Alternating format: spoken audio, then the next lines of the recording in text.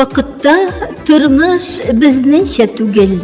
Бик тә мөһим булган чакларда тәртәсенә тибә дә кояш ул. Белмисең дә кая атларга. Өмет итәсең, менә була диеп, бик аз калды диеп көтәргә. Әллә бу юлда хыялларны язмыш, күрмәмешкә салышып үтәрме? Хыялларын хыял гына булып кала. Ни кызыгы бар чынга ашмагач?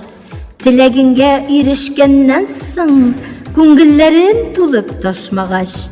Кеше өмет белән яши һәрчак, сүндерми ул өмет чаткысын. Нәтиҗәсе нәни генә булса, шатлана ул күреп яктысын. Тормыш шулай бара, алга бара.